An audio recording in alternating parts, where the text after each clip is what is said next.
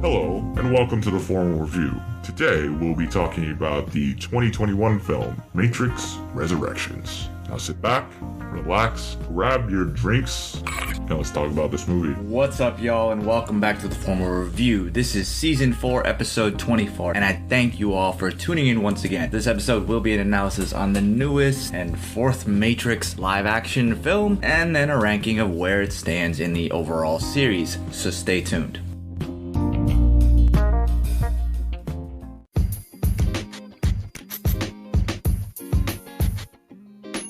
Have you ever thought about starting your own podcast? When I was trying to get this podcast off the ground, I had a lot of questions, like how do I record an episode? How do I get my show into all the apps that people like to listen on? How do I make money from my podcast? The answer to every single one of those questions is really simple. Anchor. Anchor is a one-stop shop for recording, hosting, and distributing my podcast. And best of all, it's absolutely 100% free and ridiculously easy to use. And now Anchor can match you with some great sponsors. That means you can get paid to podcast right away. In fact, that's exactly what I'm doing right now. So if you've always wanted to start a podcast and make money doing it, go to anchor.fm/start to join me and the diverse community of podcasters already using Anchor. Again, that's anchor.fm/start. And I can't wait to hear your podcast. Now, before I get into anything, I do want to preface this episode with a slight spoiler warning. One for the original films. It has been a while, though, since those films were released, so you've had time to see them. And with the new film, I will do my best to keep everything vague so not to ruin the movie for you, but I do always suggest you go see the film first before hearing what I have to say about it so you fully understand everything. But if you really don't care about that, just keep listening. Also, I know I talk about this at the end, but the data shows that most people don't listen to that part, so I want to talk about it here and reiterate the importance of leaving reviews on your favorite subscription services. I do read those because I do want to grow, because these episodes are really for all you listeners out there, and I want to keep this entertaining. So what do you want to hear? Do you want to hear games? Do you want to hear more of the 4K stuff? Do you want to hear me talk about a certain movie? If you want to come on and talk to me about something, if you want to debate, I'm always open to do stuff like that, so you can always reach out to me on social media. I always want to grow and improve, and just because something works doesn't mean that it cannot be improved. So if there's something that you want me to improve on, let me know, and I will grow as such. So let's get back to the movie at hand. So sit back, relax, grab your drinks. Let's talk about this movie.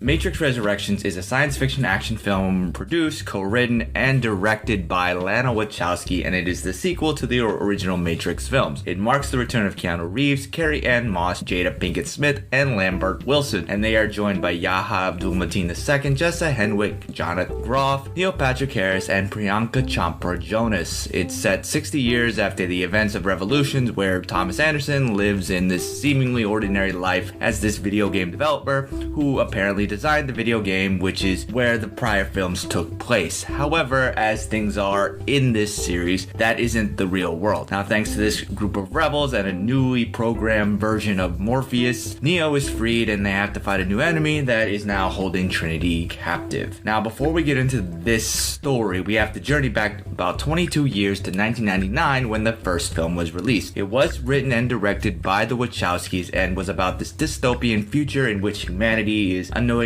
trapped inside the simulated reality known as the Matrix. Now, this entity was created by machines to distract humans while they used the human bodies as an energy source. This film grossed over $460 million worldwide and was praised for its innovative visual effects, action sequences, cinematography, and honestly, entertainment value. It ended up winning 4 Academy Awards for Best Visual Effects, Film Editing, Sound, and Sound Editing. And even to this day, it is considered to be among the best science fiction films of all time. Then in 2012, it was added to the National Film Registry for preservation. This film's success led to 2 sequels, The Matrix Reloaded and The Matrix Revolutions, which were also written and directed by the Wachowskis. There were also a good amount of comic books, video games, and also animated short films, and the Wachowskis were heavily involved in every single part of them. Now, I will say that the original Matrix film is definitely the best one out of the original 3, but I'm not going to get into an analysis on those 3 3 films per se, aside from just knowing that these 3 films have a very decent story arc that I'll get more into when we talk about the new film. So Reloaded grossed $741.8 million worldwide, which broke Terminator 2 Judgment Day's record, and it became the highest grossing R-rated film of all time until 2016 when Deadpool passed it. Then the video game Enter the Matrix and the animated film The Animatrix, which was a collection of short animation, supported and expanded the film's story. The Animatrix specifically is definitely worth watching with any rewatch of the original trilogy because it definitely adds more to the story. And Enter the Matrix was a fun game, but it's only really knowledge to have, mostly about specific characters, but it's not as important to the story as the Animatrix is. But even so, it's not even the biggest portion because most of the story is told fairly well through the actual live action films. So then Revolutions was released in 2003 and grossed $427.3 million worldwide. Now, prior to this new film, this film is noted as being the weakest in the trilogy. Now, the storyline from that film was then continued on in the Matrix Online video game. Now, with this original trilogy, there has been many thoughts on the franchise story and how it alludes to many cinematic and literary works and ideas from mythology, religion, philosophy, including ideas from Buddhism, Christianity, Nodism, Hinduism, and also Judaism. The most obvious plot point is Neo being an anagram of one, but also through Neo himself having a messianic character arc and his eventual bringing of peace and salvation to humanity. Now, the original trilogy even somewhat parallels biblical stories. The first film is basically the gospel, Reloaded is how the new Messiah and his disciples act against the machines, and Revolutions is the apocalypse with Neo finally getting peace between humanity and the machines. Now, another analogy is obviously with the city of Zion, which is the only human city left on Earth, and it's obviously based in a similar sense of the biblical city of Jerusalem. The real life city is looked at as a safe place for Jewish people after years of torture. The city is the capital of Israel, which is the world's only Jewish state, but it is also known as Palestine, and this has obviously led to a very complex battle over the land and how it's controlled. Now, this battle unfortunately has gone on for a couple thousand years. However, the most recent conflict is mainly due to Jews fleeing persecution in Europe, and at the time, this era was an Arab and Muslim majority territory in the Ottoman Empire. Now, when the Jews arrived, the Arabs resisted, and there's been many wars, but the 1967 war is the most important to the modern generation because it gave Israel control of the West Bank and the Gaza Strip, both of which have very large Palestinian populations. Now, today, the West Bank is controlled by the Palestinian Authority, but it is under Israeli occupation. This unfortunately has Israeli troops enforcing Israeli rules on Palestinian movement and also activities. The Gaza Strip is controlled by Hamas, which is a Islamic fundamentalist party, but this is blocked off from the rest of the resources by the Israelis. Now, unfortunately, there hasn't been a workable solution for this conflict, and I'm not going to get into the politics here of going back and forth because, frankly, when it comes to a lot of this, not one side is 100% innocent. And one suggested approach, though, is the so-called, quote, two-state solution that would make Palestine as an independent state in Gaza and most of the West Bank and would give the rest of the land to Israel. However, this is only a fairly theoretical idea as both sides have not really been able to compromise with the other. Anyway, back to the film. In a similar fashion, the film version of Zion has humans living in safety to an extent, but as shown in Revolutions, the machines are able to infiltrate that safe haven. Now, this city is a contrast to the illusionary Matrix program because Matrix is a system of control that really alters any personal, political, or ideological leanings and renders them as false. Now, Zion is a real, tangible human place that they have fought for, worked for, and at this point, a lot have died for. It is this sanctuary and really a memorial to the efforts of the people still fighting for it. Now, this was, in a sense, with the Wachowskis' original intention, but not so much for a specific religion, but rather the trans population, both of which directors are part of. And this is done through many different analogies as well, such as the use of a blue or red pill. Now, this scene in the film is very famous, and it's basically a choice between the willingness to learn a potentially unsettling or or life-changing truth by taking the red pill, or remaining in this contented ignorance with the blue pill. Now, the red pill does have some similarities between red estrogen pills, and the Matrix itself is made up of ones and zeros, aka the gender binary, so you get the kind of gist behind it all. Now, the Matrix itself is also filtered with this green light to emphasize that the Matrix is something that is a filter to the real world. And this film, in a nutshell, is really about being true to yourself, which is a message really anyone can attach themselves with. Now, fast forward to the late 2019 when they announced that a fourth Matrix film was going to be made, with Lana Wachowski returning as director without her sister, and also Reeves and Moss reprising their roles as Neo and Trinity respectively. Now, they started filming in the early part of 2020, but then was stopped by the COVID-19 pandemic, and then they resumed in August of 2020 and then finished 3 months later. Then on December 22nd, 2021, Warner Brothers released the film on both HBO Max and in theaters. Now, prior to the release of the film, many people, including myself, were not really sure if the film was going to be a sequel, reboot, or remake, and the film hilariously ended up being all three. And at the core of it, it's a love story about Neo and Trinity. It, in a not so unique way, shows the significance of real love between two people. Now, this is something that the first three films dealt with, as both Neo and Trinity resurrect each other through their love for one another. Now, this film says that they're only as powerful as the other. Neo was only able to do what he did to unite the machines and humanity because of his love for Trinity. Now, this is a point that they really tried to make, and if you don't buy that point, you're not going to like the rest of the film. And because this is what the analyst, who's the villain in this film, played by Neil Patrick Harris, says, that if it's severed, it will lead to machine control again, which then leads to the event of the film. Now, this film then shows that the love between them is too powerful to be contained by the Matrix, and frankly, it's a fairly simple and it's effective message of love conquers all, and the Matrix, or in essence, control, does not matter. Now, this film really trolls all the deniers of the original film's main meaning. Prior to this film being released, the franchise has meant a lot of different things to different people, but at the end of the day, the creator's intention is the meaning. We can interpret all we want, but at the end of the day, again, it's the creator's intention. The debate can happen, but the other interpretations are essentially the same people trying to keep control of the real meaning of the Matrix, which is control. And it's a fairly meta meaning that is shown in a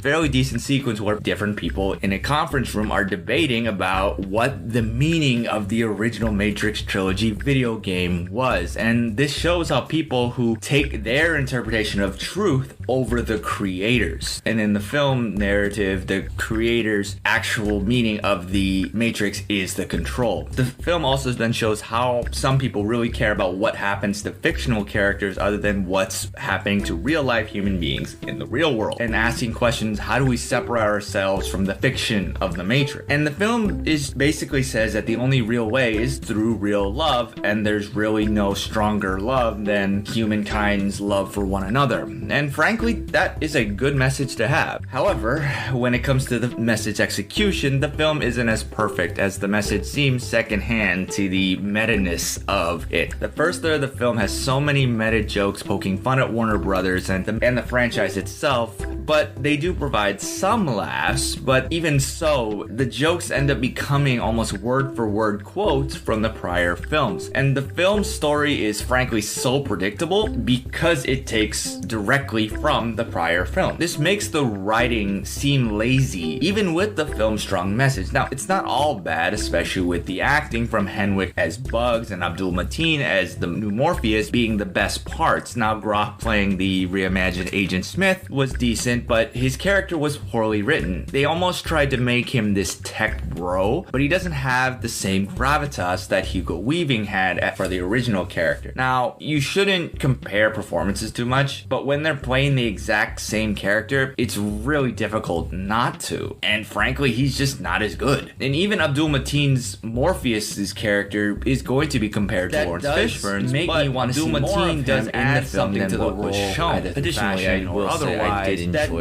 make me want to see more of him in the film than what was shown. Additionally, I will say I did enjoy the small connection to the prior films, such as with Chopra Jonas's character, and frankly, frankly, I think she did a decent job, which is more than I can say for a lot of her other roles. I think she's not the greatest of performers, mind-blowing or anything, but I did enjoy seeing her as that character. However, a lot of the characters don't have much of character arcs or as much as they did in the prior films, and this in itself is the biggest problem with the film, because it can take away from the character arcs of the prior films. Now, this film does focus the series more onto the true meaning of the Matrix, control. However, it removes the great character arcs of the prior film. Now, the narrative of Control is a good one, but it almost says that the characters just don't matter anymore, and the message is what matters. Then the question ends up being, why even bring the characters back at all? This message could have been told otherwise. Yes, fans would probably riot if Neo and Trinity didn't come back, but then they also died at the end of the last one. They could have stayed dead if the message is what mattered. However, it could then be said that the message of averting control by interpretation wouldn't have as much of an impact because the people could still interpret the first three films. If the film had taken those two characters and kept them dead, people would wonder, how about Neo? What about Trinity? Now, the director is trying to say that the fictional lives of these characters do not matter as much as people think they do. So it seems that she's taking what means most to her and displaying that on screen, while also somewhat giving the fans what they want. Now, this unfortunately leads to a loop of moments while also doing what the film is making fun of doing. And honestly, for what it's worth, it's very clear that everyone making the movie is having fun doing it. And frankly, it can be a good time for old fans if you have low expectations. It has some decent ideas and good performances, but the execution is not the best. It's a very different type of film than the prior three. And is that a good thing or a bad thing? Honestly, it really could be both, but then again, why lean on the first one so much? Then the question becomes, why even create this film at all? To make the message important? Sure. And one cannot help but think that there's some financial reasons for creating this film as well. Now, does it succeed as a sequel? Not really, because it's so tonally and stylistically different from the prior two films. However, it does expand on the original story, so it succeeds there. Does it succeed as an action film? Sure, but mostly because it uses the prior film scenes. So the film succeeds with its message, its characters, and the majority of the details, and also the majority of the plot, but really fails with its direction and some of the plot and also the details of the film. Now, the ranking of this would probably put it on the same level as Revolutions at a 3 out of 5, and I enjoy both of them for different reasons. Having said that, Revolutions is slightly more preferable, as is everything that has a similar tone to the original films. However, my preferences are different from than what Wachowski wanted, but I'm not denying her message. I do agree with her overall message and its importance to the trans community. I just think the tone of that message was better executed in the prior films and also the projects that expanded on those films, because this new one is just so tonally different that it feels almost completely separate at the same time. Now, would I rewatch this film? Probably, but only after I will rewatch all of the others. Now, what did you think? Let me know. Hit me up on social media. The Formal Review is on Facebook, Twitter, and the Gram, and also YouTube. The handle's all the same. It's at The Formal Review. And for anyone who has supported me on a financial basis, I thank you very much for supporting me in that way. For anyone who wants to support, you can go to anchor.fm/Formal Review and click support this podcast, and any donation is appreciated. Thank you all again for tuning in. And until next time, wash your hands, get vaccinated, or if not, wear a mask. And I'll see you at the movies. Thanks for tuning in to another episode of The Formal Review. Cheers, and we'll see you next time.